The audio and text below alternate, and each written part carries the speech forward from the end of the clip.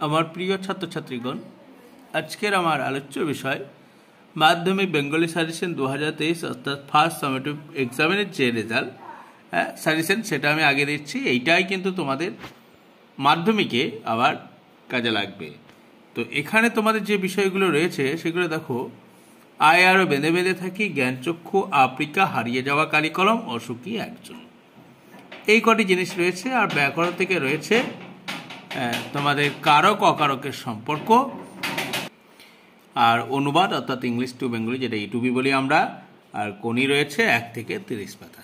এসো আমরা সরাসরি দেখে নিই যে প্রশ্নগুলো এখান থেকে আসবে। প্রথমেই জ্ঞানচক্ষু প্রশ্নটাকে আমি রেখেছি।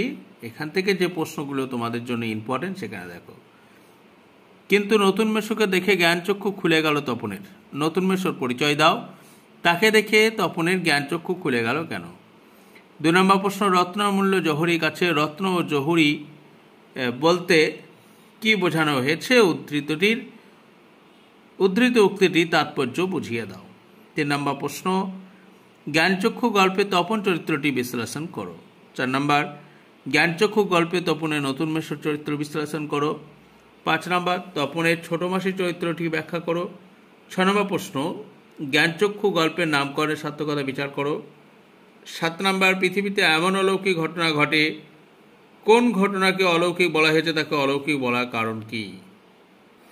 তারপরে আমরা চলে আসবো আয় আরও বেঁধে বেঁধে থাকি। এখান থেকে যে প্রশ্নগুলো ইম্পর্টেন্ট তোমাদের জন্য একদম, কিন্তু এগুলো নট অনলি তোমাদের ফার্স্ট সামেটিভ বা প্রথম ইউনিট টেস্টের জন্য নয়, এটা কিন্তু তার পাশাপাশি ফাইনালের জন্যও কিন্তু একই জিনিস বারবার যাতে না করতে হয় সেই জন্য আমি এখন থেকেই দিয়ে দিচ্ছি। দুটোই প্রশ্ন কাজে লেগে যাবে। চলো, প্রথম প্রশ্ন, আয় আরও বেঁধে বেঁধে থাকি কবিতার কবি শঙ্খ ঘোষ সময় ও সমকাল সম্পর্কে যা বলতে চেয়েছেন তা আলোচনা করো। খুব ইম্পর্টেন্ট প্রশ্ন। 2 নম্বর প্রশ্ন দেখো, আয় আরও বেঁধে বেঁধে থাকি, বেঁধে বেঁধে থাকা বলতে কবি কি বুঝিয়েছেন এবং কাদের এভাবে থাকতে বলেছেন? জিজ্ঞাসার চিহ্ন। কবি বেঁধে থাকার প্রয়োজনীয়তার ওপর জোর দিয়েছেন কেন? এই প্রশ্নটা অর দিয়ে আসতে পারে। তবু তো কজন আছি বাকি, আয় আরও বেঁধে আয় আরও হাতে হাত রেখে থাকি, আর কি এটা ছিল। কবিতাটির মধ্যে দিয়ে কবির যে মূল বক্তব্য তুলে ধরতে চেয়েছেন তার সংক্ষিপ্ত পরিচয় দাও। 3 নম্বর প্রশ্ন, আমাদের ইতিহাস নেই বলে কবি সংশয় প্রকাশ করেছেন কেন? অদ্বিতীয় প্রশ্ন, এমনই ইতিহাস বলার কারণ কি? 4 নম্বর প্রশ্ন, আয় আরও বেঁধে বেঁধে থাকি কবিতার নামকরণের সার্থকতা বিচার করো। 5 নম্বর প্রশ্ন, আমাদের ইতিহাস নেই, কাদের কেন ইতিহাস নেই? এই মন্তব্যের মধ্যে দিয়ে সভ্যতার কোন কলঙ্কিত ইতিহাসকে বোঝাতে চাওয়া হয়েছে?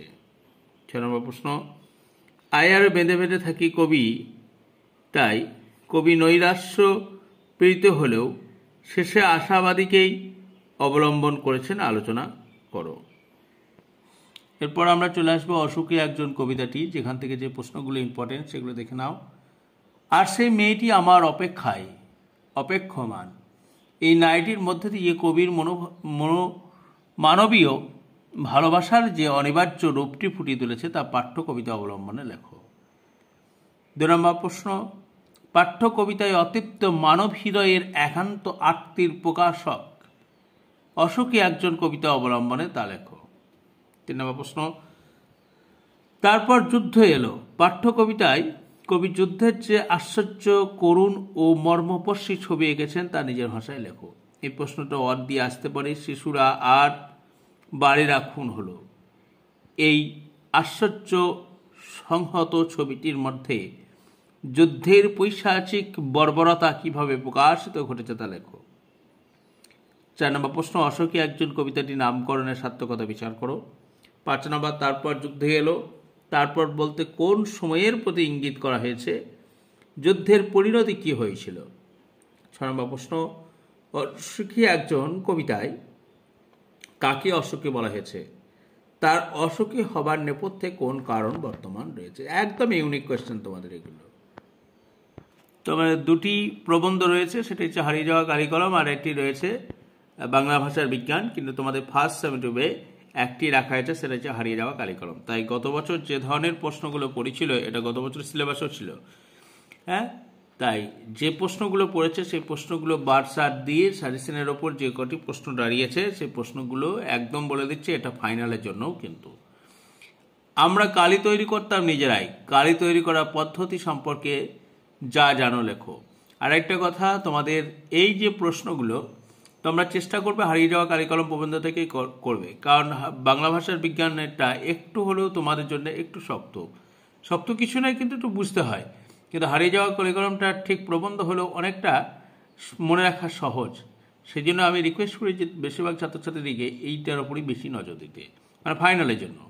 হ্যাঁ, চলো দ্বিতীয় নম্বর প্রশ্ন হচ্ছে হারিয়ে যাওয়া কালিকলম প্রবন্ধে যে নানা ধরনের কলমের বর্ণনা রয়েছে তা নিজের ভাষায় লেখো। 3 নম্বর প্রশ্ন, দোয়াত যে কত রকমের হতে পারে না দেখলে বিশ্বাস করা শক্ত। হারিয়ে যাওয়া কালিকলম প্রবন্ধ লেখক শ্রীপান্ত কালির দোয়াতের যে বৈচিত্র্যের কথা লিখেছেন তা আলোচনা করো।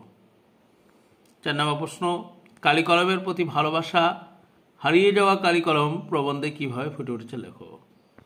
5 নম্বর প্রশ্ন, হারিয়ে যাওয়া কালিকলমের নামকরণের সার্থকতা। 6 নম্বর, সেই আঘাতেই তার এই পরিণতি।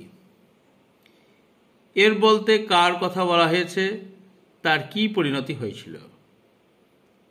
তারপর প্রশ্ন, জন্ম নিল ফাউন্টেন পেন। ফাউন্টেন পেনের স্রষ্টাকে বাংলাকে এই পেনের নামকরণ দিয়েছেন।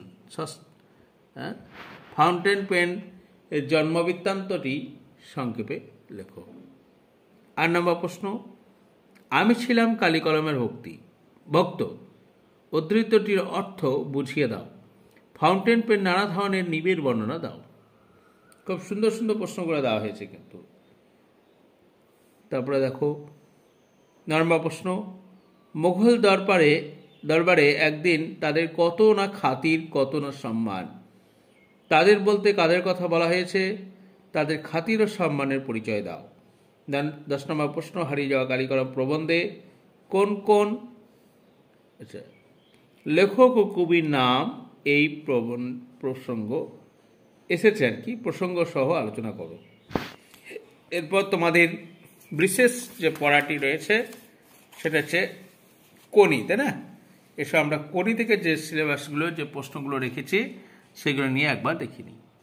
প্রথমে যেটা রেখেছি আমি, কোনি উপন্যাসের নামকরণের সার্থকতা বিচার করো। 2 নম্বর, জুপিটার ক্লাবে ক্ষিতীশের বিরুদ্ধে আনা অভিযোগগুলি কি ছিল, এগুলির উত্তরে ক্ষিতীশের মন্তব্য কি ছিল। 3 নম্বর, কোনি ও ক্ষিতীশ একে অপরের পরিপূরক, আলোকপাত করো। এই প্রশ্নটি অর দিয়ে আসে। কোনি ও ক্ষিতীশ দুটি চরিত্র কোনি উপন্যাসের প্রতিস্পর্ধী হয়ে উঠেছে কিনা আলোচনা করো। এই প্রশ্নটা অর দিয়ে আসে। ক্ষিতীশের ঘরে দেয়ালে টাঙানো অর্জুন ও তার সারথি কৃষ্ণের যে ছবি, তার অন্তর্নিহিত অর্থটি ফুটিয়ে লেখো। 4 নম্বর প্রশ্ন, কোনির পারিবারিক জীবনের পরিচয় দাও। 5 নম্বর প্রশ্ন, ওর ছিপছিপে শরীরটার মধ্যে দিনে দিনে সঞ্চিত যন্ত্রণার ঠাসা শক্তির ভাণ্ডারটি যেন বিস্ফোরণ ঘটল। যন্ত্রণা ঠাসা শক্তির ভাণ্ডার বলতে লেখক কি বুঝিয়েছেন, বিস্ফোরণের ফল কি হয়েছিল। 6 নম্বর প্রশ্ন, এই মুহূর্তে সে বুঝল তা মাথা থেকে মুকুট তুলে নিয়েছে হিয়া। কার কথা বলা হয়েছে, সে কি উপলব্ধি করেছিল, এই উপলব্ধি উপনীত হলে তা বুঝিয়ে লেখো। আর অমিয়া চরিত্রটি বিশ্লেষণ করো। 7 নম্বর প্রশ্ন, কোনি উপন্যাসে ক্ষিতীশ সিংহ যে জীবন দর্শন তা আলোচনা করো। 8 নম্বর প্রশ্ন, কোনি চরিত্র বিশ্লেষণ করো। 9 নম্বর, হিয়ার চরিত্র বিশ্লেষণ করো। আচ্ছা, এটা প্রশ্ন বেশি হচ্ছে বলে তোমরা ভাবতে পারো যে প্রশ্ন বেশি, কিন্তু ঘটনা তা নয়। সাজেশন মানে কিন্তু এই দুটো করো একটা পড়বে এরকম নয়। সাজেশন মানে সম্ভাব্য প্রশ্ন, কাজে নিজেকে এমনভাবে তৈরি করতে হবে যেন আমাকে পরীক্ষার খাতায় গিয়ে পেনটি না দাঁড়িয়ে যায়। 10 নম্বর প্রশ্ন, ক্ষিতীশ সিংহ কোনিরকে সাঁতার চ্যাম্পিয়ন করানোর জন্য যে কঠোর অনুশীলনের ব্যবস্থা করা হয়েছিল তার পরিচয় দাও। 10 নম্বর প্রশ্ন, জোচ্চুরি করে আমাকে বসিয়ে রাখো, এখন ঠেকায় পড়ে এসেছো আমার কাছে। কোনির এই অভিমানের কারণ কি ছিল। এর পরবর্তী ঘটনা সংক্ষেপে লেখো। আর এই জায়গা থেকে আর একটি প্রশ্নকে আমি রেখেছি তোমাদের কোনি থেকে, সেই প্রশ্নটি হলো, এগুলো কিন্তু ফাইনালের জন্য প্রশ্ন। আজ বারুণের দিন গঙ্গার ঘাটের বর্ণনা দাও। এই 11টা কোশ্চেন, অর্থাৎ টোটাল যে আমি সাজেশনটা দিলাম সেই সাজেশনটা সম্পূর্ণ পড়ে যাও সময় থাকতে। তোমাদের শুধুমাত্র যে ফার্স্ট সেমিস্টারে পরীক্ষা ভালো হবে তাই নয়, সাজেশন পাবে তা নয়, তার পাশাপাশি কিন্তু মাধ্যমিক ফাইনাল পরীক্ষাতে গিয়েও তোমরা কিন্তু হাসতে হাসতে পরীক্ষা দিয়ে আসবে। যাই হোক, আজকের সাজেশনটা এইটুকুই।